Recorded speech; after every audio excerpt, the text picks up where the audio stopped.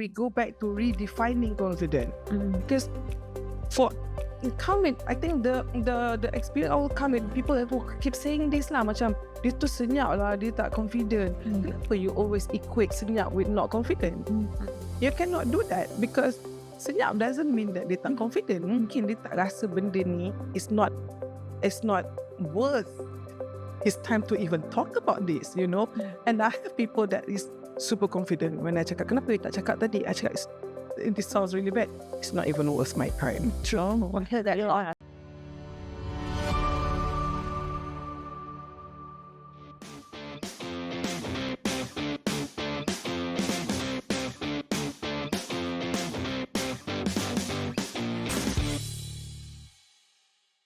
Let's talk about confidence, including a type of confidence that not many people speak of, which is quiet confidence. In the studio today, we have with us Ashiqin Shamsuri, a former lecturer in law and communication. Ashiqin describes herself as a passionate educator and is the founder of Project Fearless Malaysia, which drives initiatives to empower youth and communities. Ashiqin is also a global speaker, a speaker on the global stage, and she has spoken in various forums in Switzerland, China, and Russia. Ashiqin, welcome to Ask the Boss podcast. Could you tell us more about your professional background? Assalamualaikum and good morning to Datin and Fazli. Thank you for having me here today. Such a lovely introduction. I'm very honored to be here in this lovely educational and I feel that very beneficial for us. For my professional background, if I may start, my education background is in legal. I was educated here in Malaysia and also in the Netherlands. And at the same time, I was also attending some summer school in Switzerland and Germany as well. And I started with basically as a CEO of a oil and gas company, but that's not really my calling at that time.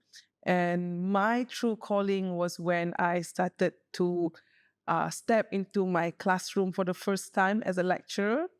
And then I realized that the tremendous amount of power an educator can have towards the young people, even on the first day, I realized that, wow, you actually can shape the mind of these kids.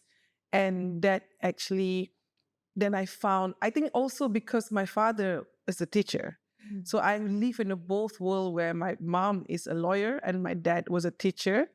And I fulfill my part on the legal part, but my true calling was in education.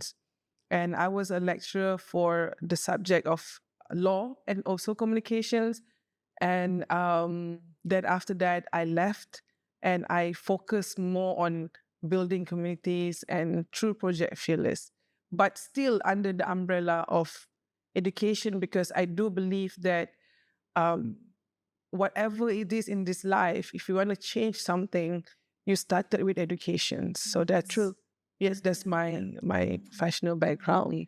So you taught law and communication, but you've decided to expand on communication, which is your forte.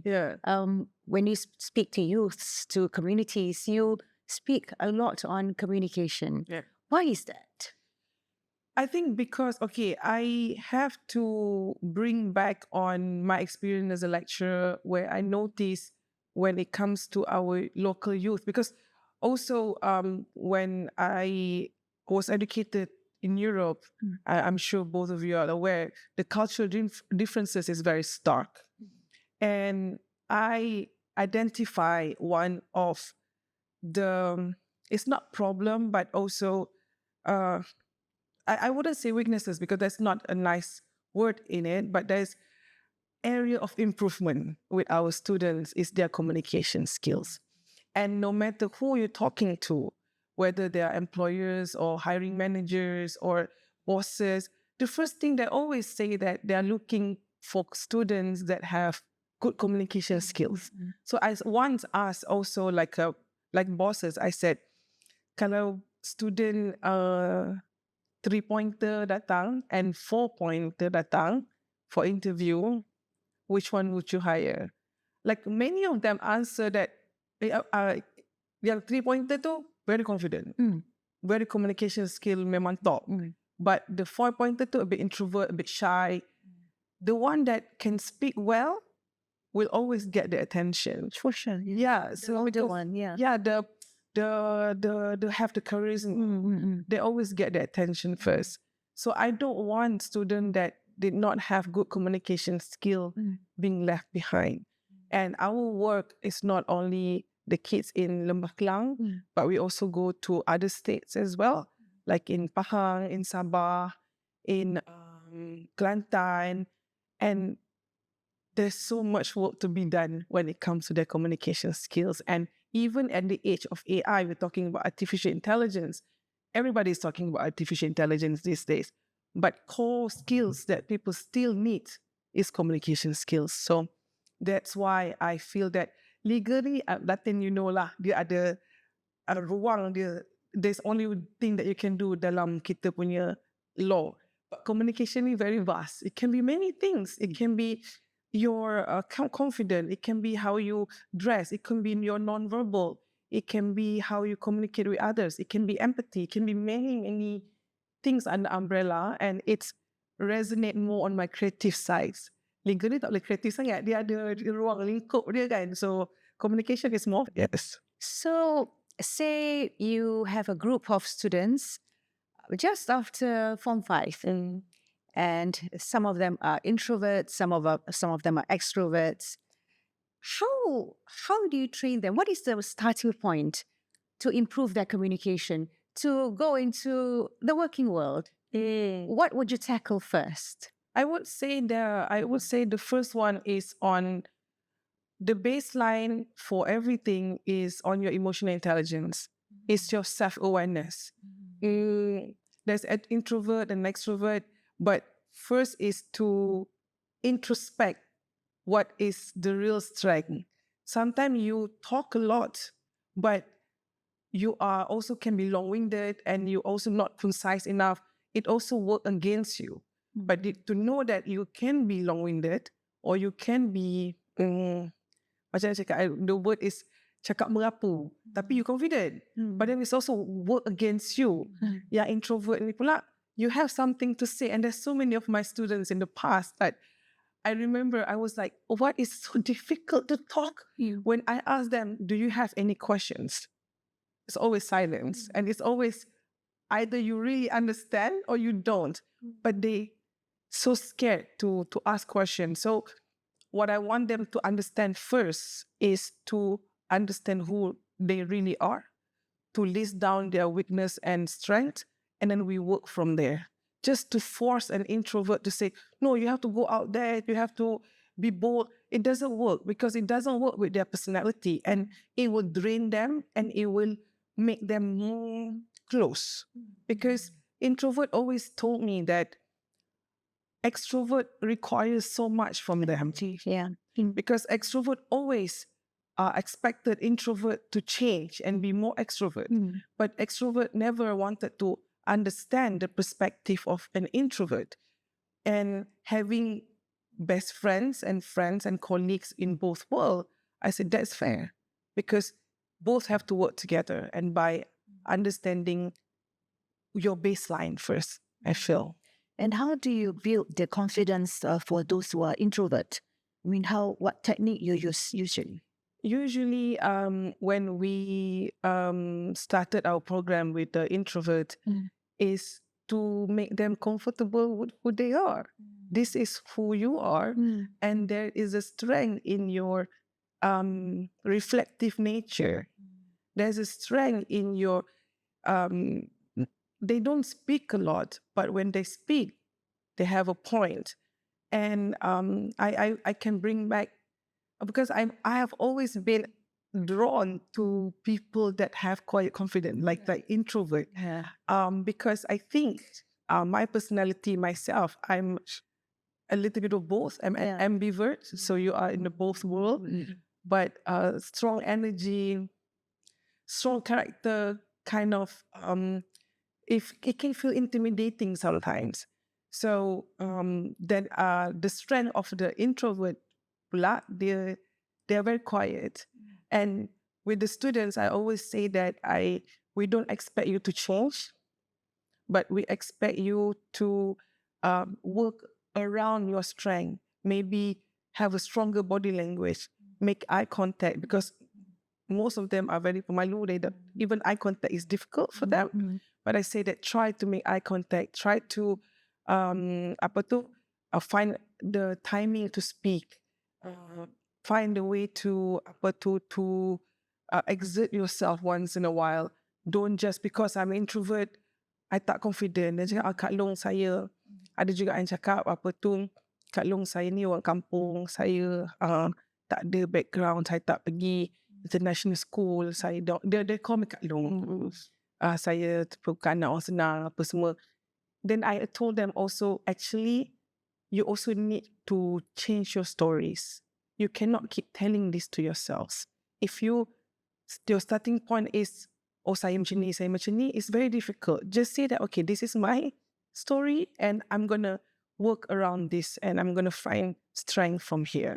I suppose you would want them to change the story on their own initiative. Yes. Yeah. Not change, like, it's not delusionally change.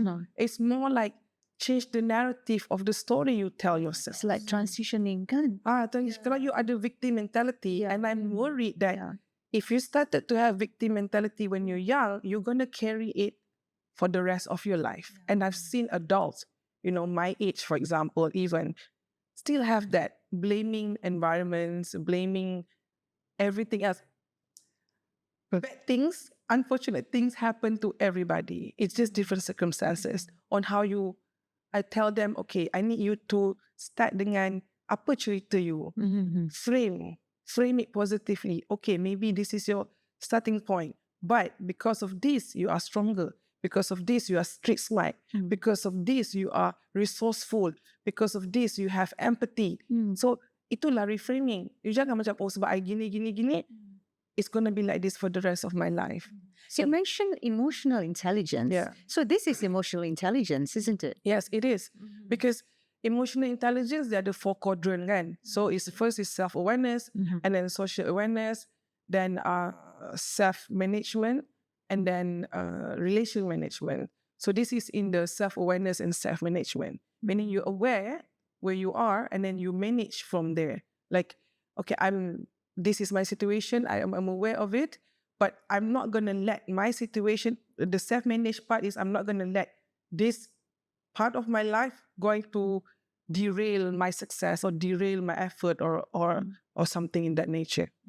So would these 4 corners of emotional intelligence be the stepping stones to confidence? 100%. All right. Okay. 100%. Because the self-confidence and if I may to talk about my own experience, right? And I'm coming from small town in Tumalo, and it requires a lot of. And then I was, I have a lot to work on, and also, having a dark skin doesn't help with growing up in a society that requires you to have fair skin. A lot of making fun of my skin and colors when I was growing up, and lots of things to work on. But when you realize that, okay, you need to work on your self-awareness, when you're self-aware of your strengths and weaknesses, and then from there, how is your social awareness? How's my relationship with others? How do I show up with the people that I love or I care about, or my community? And then not to let your mood or your weaknesses to drag you down, and other relationship management.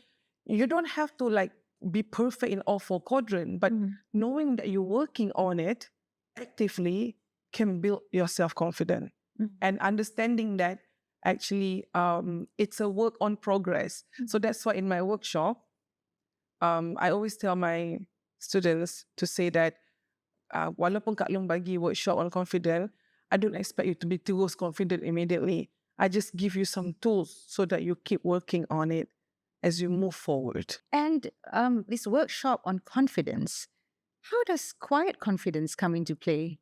Okay. So, quiet confidence is okay. Let me start with why I got these ideas. It's because I keep hearing people say this. Dia tu senyap lah. I tak tahu dia tahu apa. I don't know what they know. Or dia tu macam tak confident je. So I feel like there's a lot of stigma on being quiet. And also, sometimes, do you came across scenarios where quiet confidently as being misunderstood as being arrogant, for example? They just refuse to talk because they feel that they know everything. Have you came across that points? I mean, that scenarios as well?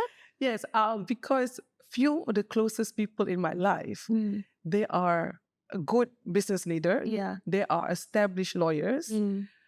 They possess quite confident, but they also identify as extreme introvert, meaning that people punya presence to drain them completely. They are not the people that you can bring to social event abruptly. They need days to prepare. And people always assume, like my friends ni, they are arrogant, Yeah, sombong, aloof, social awkward. And so that's the reason why I wanted to push the narrative on quiet confidence for people to understand that, look, I'm not saying this confidence is better or that confidence is better. It's just different. And it's like let's just be inclusive in understanding what confidence is all about. Because just because somebody is quiet doesn't mean that they are arrogant or they don't know. Yeah. They just find talking to other human being requires a lot of their energies, actually. Actually, Datin, if I may add, when I first met you, you exude quite confident to me. Oh, really? Yes. Okay. Because I was looking at you and I was drawn to you because of the softness and calm energy that you have. So when I think about people that have quiet confidence, you are one of them, actually. Oh, Yeah. I didn't think that I have quiet confidence. I thought that I spoke too much sometimes. And I always remind myself, remember what our Prophet Muhammad says, Prophet Muhammad sallallahu alaihi wasallam says, listen more, talk less. That I try quality of quiet confidence, actually, to listen more. But you just exude that. That there's like an aura of calm energy. When I first met you during the Islamic conference 2 years ago, and when we first met and introduced, when I look at you, I think this is one of what I think when I think about quiet confidence. That thing is one of, I think, the demureness, like the young people call these days. Oh, thank you. Yeah. Yeah. So Fuzzy, are you quiet or are you loud? What do you think? Because we just met today. You have also very demure energy around you. She's loud with friends, with close friends. Only with close friends, yeah. So that's It takes time for me to open up, actually. I was just observe, yeah. Actually, I am the same. And do you consider yourself an ambivert or introvert or more extrovert? Oh, yeah, like you. Both, yeah. Yeah. So yeah, that's a good quality to have, when you enter. So one of the things that quite confident people have, which is with their strength, is their exceptional observational skills. So when you masuk tempat baru, and I noticed that also, I remember that when I went to summer school in Germany and in Switzerland, where everybody was, when you are in the top program like this, everybody want to prove themselves. So everybody was so loud and wanted to be noticed, right? Be noticed, and everybody was having, but there will be one or two that just observing, but the moment they open their mouths, everybody's quiet. It's like, wow. Yeah, so this is the kind of people that I was like, I look at them and I thought, this is what I feel, the confidence that I wanted to have, because this is suitable for our personality. Yeah. Kita tak boleh nak, oh yes, one of those American motivational speakers, they're very strong. Yeah, betul. So that's interesting. Yeah. So basically, for those who are introverts, you are training them to be able to articulate themselves when it matters. Yeah, when it matters. Yeah. To respect their energies and how. Especially at workplace, right? Because how would you, cultivate that? How would you encourage your quiet, confidence team member, for example, to participate in whatever you're working on, right? Yeah. Yeah. So In fast-paced environment, it requires them to be more out there.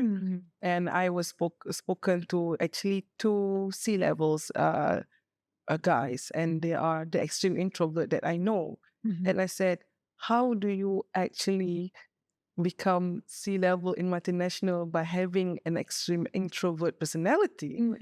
And one of them, they say that you have to play the game right. And also that you have to listen more. When you listen more, you notice more. True. Then when you notice more, you know how to play the game right. And one of the tips that they give to me is also, they say that the moment that you enter the room, the minute that you enter, you have to be really observant, and then you know which game plan to play. And only usually introvert can do this because they are very observant. Yeah, very observant. Yeah. So they know who the alpha in the room. They know who is the person who make the decisions. They know who the real person who make the decision. You might see this person, So they say that by having the time to reflect and to observe, you actually play the game better. That's what they told me. Because I was surprised knowing them since I was young and having those personality. I thought, macam mana dia jadi CFO? But then with that personality, but they play on their strength. So you also spoke about empathy to your students, to your audience. Empathy in emotional intelligence. So how does that come into play? Empathy in emotional intelligence. Empathy in the 4 quadrants is on social awareness. So to be aware on the mood or the feelings of others. And one of the case study is actually when Walt Disney fired the CEO, Bob Chapek, his name is, and replaced with another Bob, is because the previous Bob is lack of empathy, meaning that empathy is highly valued in a working space right now, especially when you're dealing with the newer generations. We have lots of feelings. I'm not the newer generation, I'm the millennials, and they want bosses that listen to them. And they want, when you have people who, empathy is when you put yourself in another person's shoes, right? And if you able to do that, you build genuine connection and trust. And when you build genuine connection and trust, the people in your team are more loyal to you, actually. And I'm a big fan of the concept of empathy, because I feel that it built a deeper connection and understanding. Also, it built longer friendship as well, for sure, if you have a deep sense of empathy. But also depends on leadership as well, because in certain environment, you cannot be always an empath. You need to make a hard decisions. But having that as a baseline is always good, I feel. So like going back to your example of the 2 C-suites. They are able to, when they go into a meeting room, they are able to suss out who is the alpha. So all that is also empathy. Yes. Because that draws onto the ability to read the room and to to see how other people would react. So to what you might want to say. But what that thing feels about the having empathy in what do you think yourself, having empathy? Well, definitely that's important. For sure. But how much? Yes. How much is important? Yes. So also it's a balance. It's a balance. Especially when we talk about Gen Z. How much empathy do you give to Gen Z who wants to spend more days working from home? For example. That's I think when that come from experience, or when you have an experience of managing different group of age or maybe different group of personality. Okay, having too much empathy may be unproductive to a certain people, but not having at all is probably going to make them retaliate. So that's where the balance That will is. make them feel overlooked, for example. Yes, yes. For example, Yeah. in communication also is a matter of balance. You know, some people need you to be more assertive, otherwise they don't do things. And some people, if you are too assertive or too aggressive, it's also make them wanted to leave. For example, it's all about balance, I feel. So, what are the tips that you can give to make things balance? To make I mean, to balance out, this when you have something. yeah. I think for my tips on balancing communication, well, basically to know them, I guess, to know them and to know them, their personality, to take times to know them. Only then you know which strategy to apply to different personality. But I'm talking about small group. I haven't have the experience to manage hundreds of people, but in a small group, when you know, okay, this is the strength and weaknesses, and you tailor your approach to a different team members. Even when it comes to student managing big crowd, for example, sometimes I was thrown into an environment where they told me, okay, it's going to be like final year students or whatever, and then suddenly it's first year student. Then you have to change your approach immediately because final year student level of maturity is different. First year student is different. Then you're like, okay, then you it comes experience, Fuzzy. You look at the crowd and you're like, okay, these are too young. Yeah. So I know whatever you planned earlier need to be you changed. need to really think on your feet. Like you enter the room, you see the students, you ask them, how old are they? They're about 19, 18. The game plan is completely different. And then you enter and you say, how old would this group of students? Oh, they're final year, dah nak melak kerja dah. Then you have to change your strategy. So I guess you have to look the experience to see and then to always have different plan for different group of people. Wow. I suppose that's empathy for the emotional maturity of your audience. Yeah. Because it's my work, I've been doing this for 10 years with students. I think that also come with the experience. You enter the room, you're like, oh, this is different group of students. And it could be even different courses. Engineering student punya attitude dengan law student lain. Oh, okay. Business, They're different. They're lain. They're different. Law student are more verbal. Right. And then engineering, they are more, the way they think is more technical. They're quieter, right? They not necessarily quieter, but you need to bring it out. You need to bring it out of them. They're brilliant. Yeah.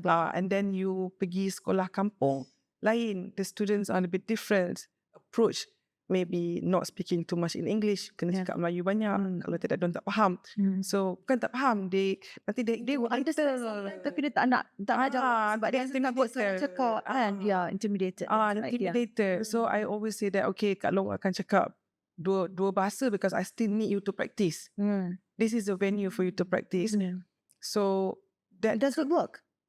It does, actually. It does, even though broken pun dia cuba juga. I think it's also how you approach them, right? Being friendly, being, being okay. Sending in every of my talk with like hundreds of those students, I always start with telling the kids or the students, this is a safe space. Even there's 500 of them in the hall, this is a safe space, no judgment here. I want you to be kind to one another. This is a kind space. So you set the tone from the beginning. I want you to look at your person next to you, left and right, shake their hand, give them a hug, and we're going to start now. So the tone is right. So bila dia cakap English berterabur pun, tak kisah. Tak apa, even dia kadang-kadang dia cakap, Kak Long, saya tak pandai cakap Inggeris, saya nak cakap Melayu boleh? Boleh, you just give them a space. And I love that then you started to see their confidence coming out. Because you give them choices. Macam you kena, you know how the batu you kena ketuk-ketuk and then you see the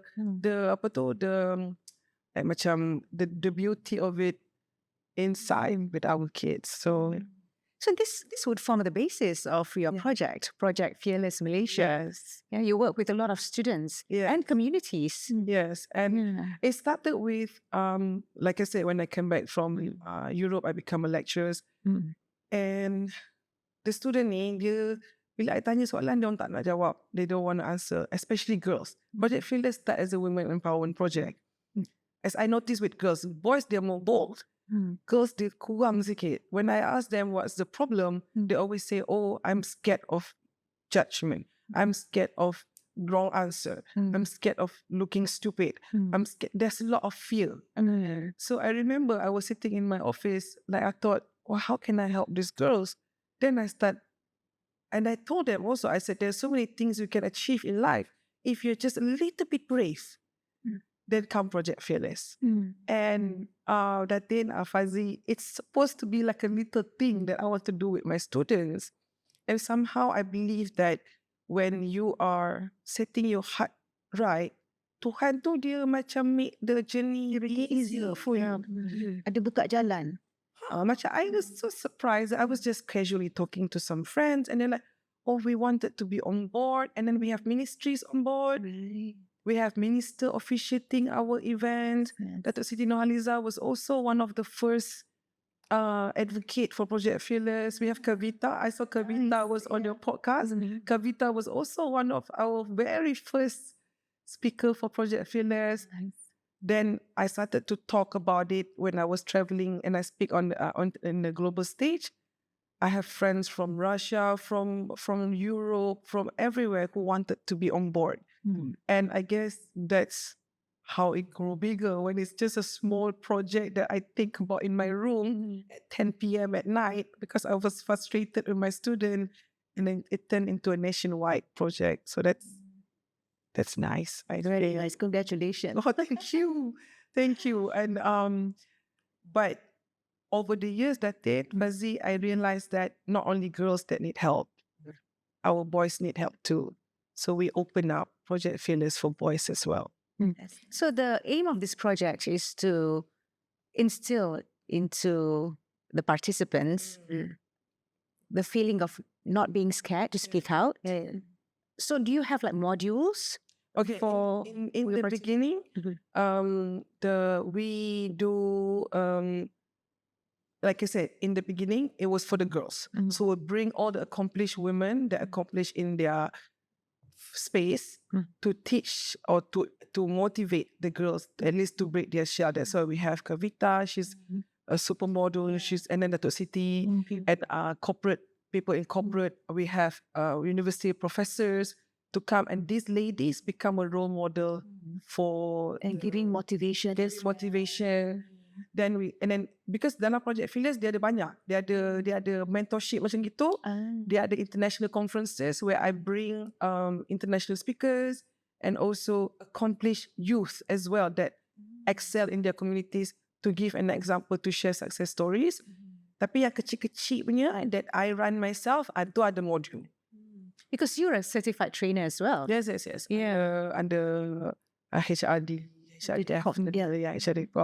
But also I sit as a global advisory board member for World Communication Forum in Davos. So a lot of things I learned from my colleagues as well to build modules for the students. Through your experience, through your observation. So you can build your own modules and you see what need to be done. Yeah, usually what I do is I have many modules, but then we cakap, okay, we need to go to Felda something in Pahang. So you change your modules. Dia ada custom made. Dia tak boleh. Dia ada standard. And then you just bring this, tak boleh. Kalau you cakap, we're going to talk to dekat USM student business, then I pick from one of my modules, you mix and match. Other than that, what I like the most is when I bring successful people and they talk to the young kids as an inspiration. Tu I paling suka. So that they can learn. Because when you see all these character, all these figures, they're different. The confident pun lain-lain. I feel like Kavita is more quiet confident. She's that personality. Datuk Siti pun sebenarnya actually she's not loud. And other business figures, some of our speakers, ada yang jenis memang dia loud confident. Ada yang more a little bit of both. We have Salimah Ibrahim also is one of our speakers as well. So Datuk Sheila Majid as well. So it's so diverse figures that share. Prominent figures. Yes. And they can see different type of confidence in our figures. I suppose you also have to think about what you want to do in life. For example, if you want to be a politician, then quiet confidence doesn't really work. What do you think about Tun Dr. Mahathir? I think he's quite confident. Yeah, I would agree with you. Yes. Quite confident. Yes, and some of the political figures right now, and I notice you can see the difference between President Xi Jinping, the China president. You never see him Talking loud. Yeah. He's very stern, stoic figures. And then there's with Donald Trump, who is Donald Trump. So it's different, So are you the quiet, stoic, calm composure, or are you really out there commanding present? It's a different kind of strength, I feel. I feel that Dr. Mahathir is more quiet. I don't think what you Yeah, true. I agree with you. Yeah. So I suppose quiet confidence, it's something that actually tahu sebenarnya it's I think the word is not correct. Yeah. It's quite. I have in a simple way. It's actually quite sexy. Yeah, because as you get to know the person, you realize, oh, dia ada macam ni, dia macam ni, rupanya. Then you start admiring them because dia orang senyap tapi sebenarnya tak banyak bercakap. Tapi dia bercakap, kita dengar cakap, betul lah apa dia cakap kan. Even I'm gonna go a little bit like even like in dating, right? I have always been attracted to men that quite confident. Dia terlampau extrovert sangat ni. You're right. You're like, you're really good. And then the energy for flash guys. Yeah, true. Yeah. They will go a little bit. You're right. Completely right. Yeah. So I suppose that's also a way to tell all these young people who are quiet, who are introverts, hey, there is this quiet confidence and you can be that. You don't have to be loud. Yeah, you can be yourself. You can train yourself. You can mold yourself. What to be someone with quiet confidence. So I know when you say that because we go back to redefining confidence. Because for coming, I think the experience all coming, people who keep saying this lah, macam dia tu senyap lah, dia tak confident. Kenapa you always equate senyap with not confident? You cannot do that because senyap doesn't mean that dia tak confident. Mungkin dia tak rasa benda ni it's not worth his time to even talk about this, And I have people that is super confident when I cakap, kenapa you tak cakap tadi? I cakap, this sounds really bad. It's not even worth my time. True. Okay, that Yeah. It requires my energy. It's not even worth my time. Yeah. To be able to say that, I'm not even going to participate in this conversation because it's not worth my time. And then when you think about it, betul lah. Kan? Yeah. You bergaduh tadi tu. Macam I pergi restaurant recently kan, and then the waiter tu macam blur. Then I was telling my guy friend, see, I'm going to tell the manager, this guy is not worth working here. Then he was saying, no, don't worry, because not worth, your time to make complaint. Just be relaxed, be cool. I said, betul lah juga tu kan. The self-assurance of choosing your battles is also confident. And they don't need external validation. They don't need praises. Dia memang tahu diri dia macam tu. And I'm okay with it. And I'm going to show up this way in this world. And if you like me, it's okay. Take me as I am. If you don't like me, it's also okay. Macam tu. It's beautiful. Yeah. And I want the younger generations to the younger kids that always tell me, kalau saya memang personality saya senyap. Tak apalah, you senyap, tak apalah. Tapi when speak when it matters. When it matters to you, speak. And when you know something, also speak. When you are sure about something, speak. But also be mindful of your body language, your posture, apa semua tu. my mother was That's important, very yeah. particular about my Yeah. posture. Yeah. Daripada muda lagi. So dia cakap posture, jangan slouch, jangan ni, eye contact kena jaga, salam dengan orang macam mana. So all of this, you have to take care. Yeah, even my mom said the same thing as Kan, even posture tak boleh yeah, slouch. posture. Even bila I keluar, make sure that you tak keluar macam looking macam baru keluar daripada you tak bersiap. So you gonna meet kan? 100%. And I wanted to bring that. I think one of the thing that I always advise young people that a little bit introvert. Okay, what is the way to communicate? I said because you are not gonna be loud. Satu, just know your stuff lah. You know your things. You well prepared, and then maintain a good body language. I think that is a good start. I don't expect them, and I think the world is unfair to expect introvert to change who To they are, extrovert, yeah. to be extrovert, even though we live in a world that reward extrovert. Yeah. It's Because not they're most fair. noticeable kan kalau kita Yeah, kan. Dia masuk dalam bilik pun. Hello everybody. So you pun want Kan. okay. Yeah. We impressed. We are always impressed with that. Ada Their nanti yang personality. nanti yang quiet tu you overlook sikit. Yeah, overlook. So my point is to not educate lah. They want for people to aware that there are different type of confidence. Yeah, especially when you macam as a manager, for example, kan, you tengok you ada dua team, for example, yang loud dengan yang quieter. So as a manager, you should be able to handle these two different personality kan. So that it's quite tricky actually kan. So, Sebab kita nak suruh yang nak minta yang apa tu opinion from the quiet confidence to say things. So, like for example, how I apply this in the classroom is that you will always see the loud confident always wanted to give Do opinion. you encourage them to speak? I will find the quiet one. I will identify them, and when sometimes they even stutter, and I said, it's okay. I have time to listen to you. So take your time. Jangan saya tak apa, I have time. So what is it that you want to say?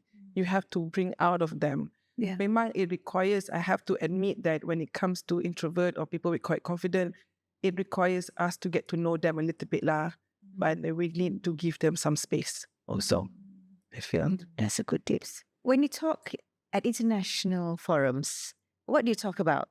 Like in Switzerland, China, and Russia. So I went to, I think, more than 10 countries already from all over Europe, Turkey, India. I talked to girls in Zambia as well. The topic that was hot back then, it was because we were the shiny generations. The millennials was the shiny generation. Everybody wanted to know about millennials back then. Now we already been replaced by Gen Zs.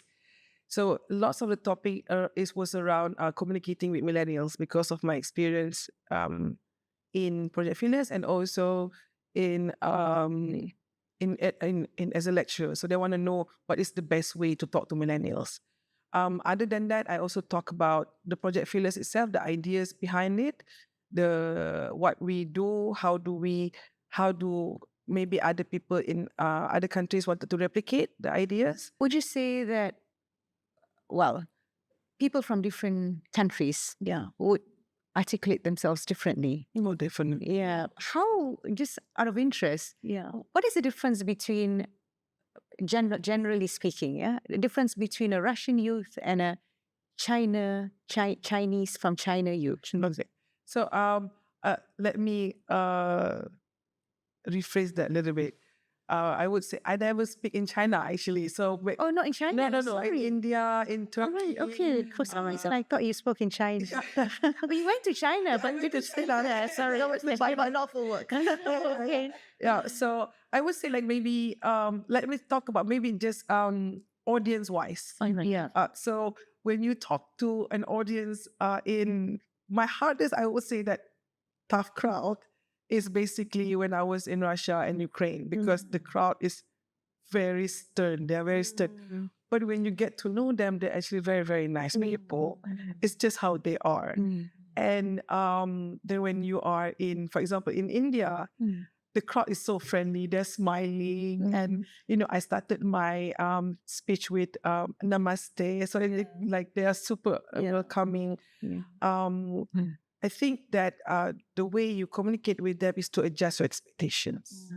European, like I think European family are different, and Americans are different the way they talk. So you, like you said, take a step back first and observe and adjust accordingly. If you, I'm not the type that also like very out there. So, go to group that you are comfortable first. Like I'm more comfortable with more calm, more not so out there. Then we start there and then we work around that. But I always find it fascinating to see how different people communicate and how easily things misinterpret just by intonation, actually.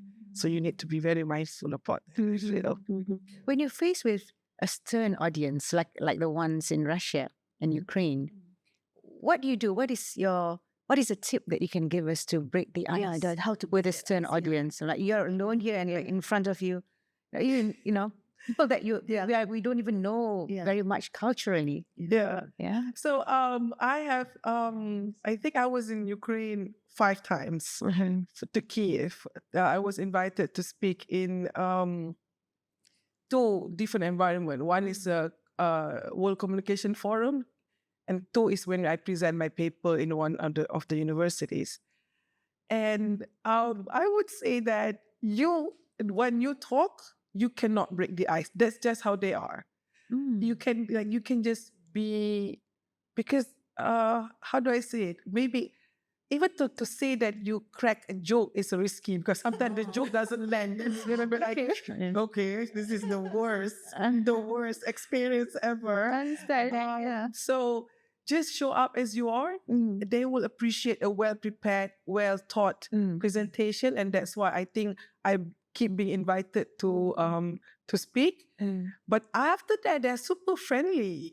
They will approach you after they will come when they want to take photos and they wanted to know more. I was very interested in point that you say just now. So you will need to elaborate.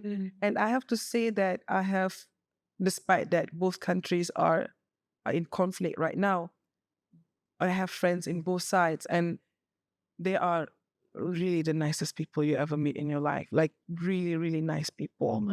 And like I said, when they say, how do you crack the ice on the crowd? You just have to accept your crowd is going to be a tough crowd. And just do what you're supposed to do well. And then they will approach you later. They will approach you later, and then you can actually form a very beautiful friendship afterwards. Yeah. Okay. I think culturally they are like that. Memang. Can you imagine you on the stage? First you already nervous out of your mind. And then your face semua tak senyum tau. Dia tak suka senyum. Dia tak senyum. And then they also headsets because they are using interpreters. So you're like, faham? So you're like, first you're already worried about that. And then there's as a speaker, of course, it affects your energy. First time it affect your energy. When I was in Ekaterinburg, and it really, I feel like I want the ground to just swallow me, and then I don't want to be here again. But then second time you already know, okay, crowd ni memang macam ni. You just have to roll with it and do your best, and they will come. They will keep inviting you. They will even inviting you to meet their family. Oh, that's super nice. Became very personal after that. Became very personal. I stayed when I was in Ukraine. I didn't even stay in a hotel. I stayed at their house. Wow. I stayed at friends' home because they are super nice people. Yeah, something that I learned today. Yeah, I met a girl in the toilet while preparing for my speech, and we would talk a little bit. And after that, she invited me to go for drinks. And since then, every time I go to Kiev, I stay at her place. So just a girl that I say hello in the toilet. So it's a different experience. So I suppose you also training a lot of your students under Project Fearless to be public speakers, as in people be able to speak on international forums too. Are you training our youths? Yes. To speak more? I just finished once before I went to Norway for my holiday in Malacca. So we have 2 sessions, morning and afternoon. One session is 200 students, so that's like 400 plus students, together with Talent Corp actually, to teach them on public speaking. Actually, Datin, Fazi, public speaking is not about public speaking alone. Public speaking ni dia banyak komponen. So in public speaking, because public speaking, when you do public speaking, then you actually at the most vulnerable state of your being, because you're on the stage, all eyes on you, you're very vulnerable. Yes. And 65% of human population have glossophobia, meaning that fear of public speaking in one or another. Some people would rather, do extreme sports than public speaking. So dalam public speaking too, you teach many things. You teach about how to be well prepared, how to have a different attitude, how to structure your presentation. Presentation can be other parts of your life as well. You need to structure very well. You need to know who's your audience when you're talking to. Knowing your audience doesn't mean only in public speaking. In corporate world also, when you want to talk to boss lain, you want to talk to staff lain, you need to know who you're talking to. You need to be aware of that. And then you need to know that, okay, you cannot bombard your audience with too many information at the same time. Maybe limit to 3 points, because our brain can only process 3 things at one time. You teach them to dress well, because when you want to Presentation, kan? you need to present yourself. Yes, so dalam that 3-hour session or 2-hour session is compact of many things. Also, they call it power pose. How do you power pose? How you treat your mind into thinking that you're confident when you're not. So by power posing, because power posing is really a way to change your hormones, to trick your mind that you got this. Ada element tu, and then banyak elemen dalam public speaking tu, you have so many life lessons that you can apply in other parts of your life, but also in public speaking. And then usually I agree to do that because of that. Because I feel that dalam content public speaking, you can cover so many different parts of communication as well. Body language, eye contact, preparation, emotional intelligence as well. Tengok orang bercakap, in public, for example, public speaking, you tengok sometimes that orang tu ada macam special aura. Yeah. How do they, macam mana dia boleh ada that kind of aura? Apa dia buat? So I think one of it is to have a proper preparation. Kan, you can study to whom you're going to talk to. And from there, you build, as you said, build your own confidence. And it's something I want to learn also. I want to also being able to tell yourself it's okay that you screw up. Because in the beginning, I screw up many times. Right. So how you macam counter back? Kalau you macam you rasa tiba-tiba, I buat salah ni. Show must go on. Okay. Usually your audience, you saw that. Right. But I did have a time when I first started speaking. My international speaking gig was in Switzerland, in Davos. I was terrible. I know I was terrible. I was 27 years old.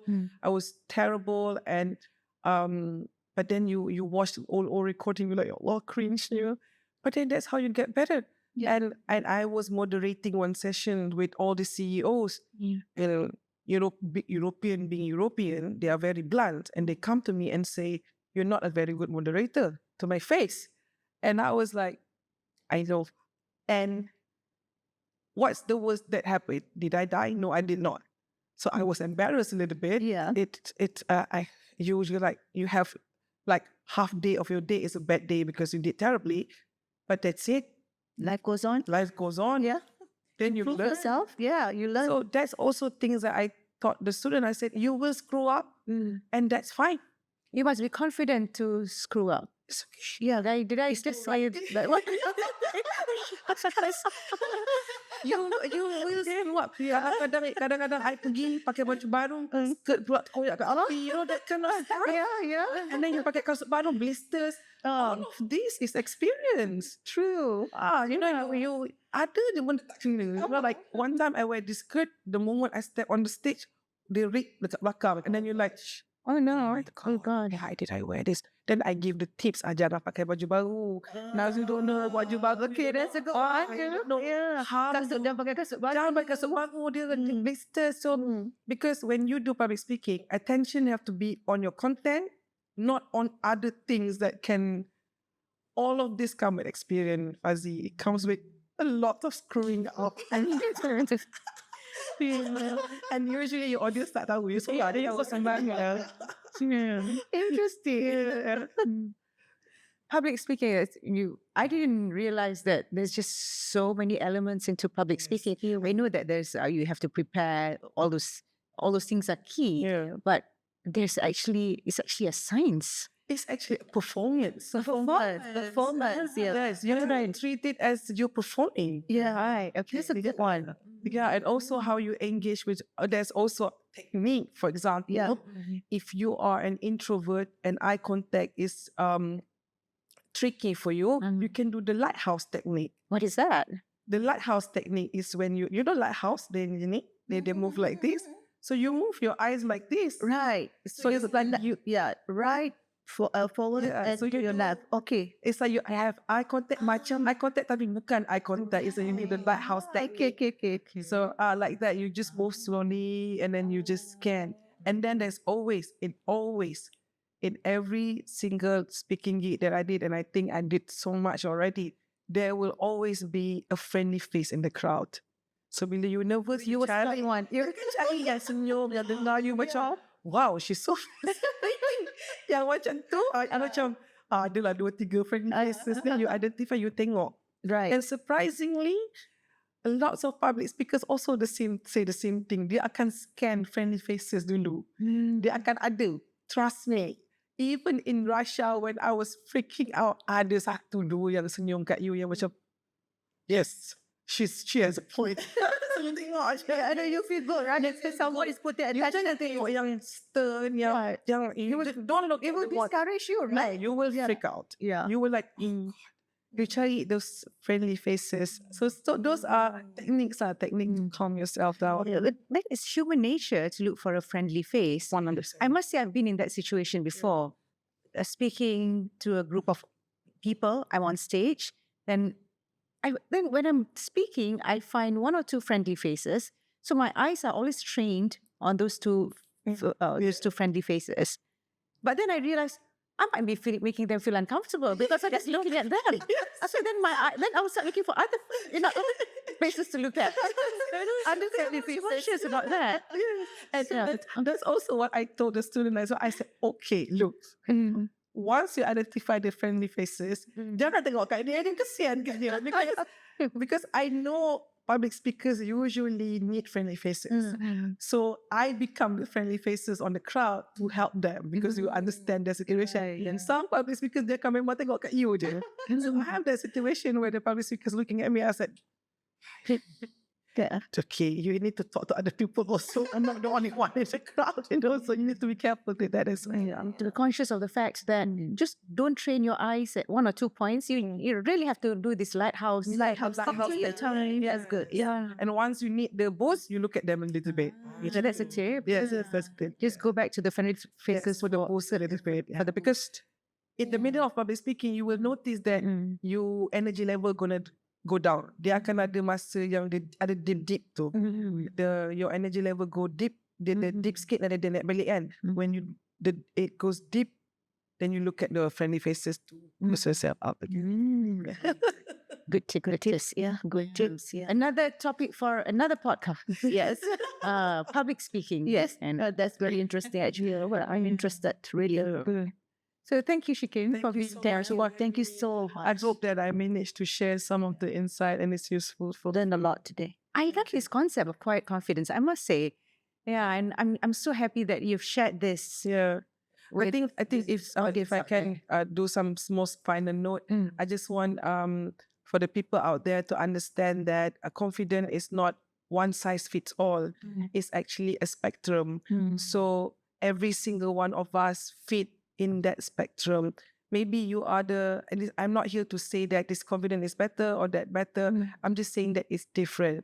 And we need to, when we work in the team or in with other people, we need to be able to identify which confidence is where. And also we need to be sure that, okay, I'm also confident. It's just a different type of confidence. That's Very well said. yes. Thank you. Thank you so much, Nik. Thank you for having me. Yeah.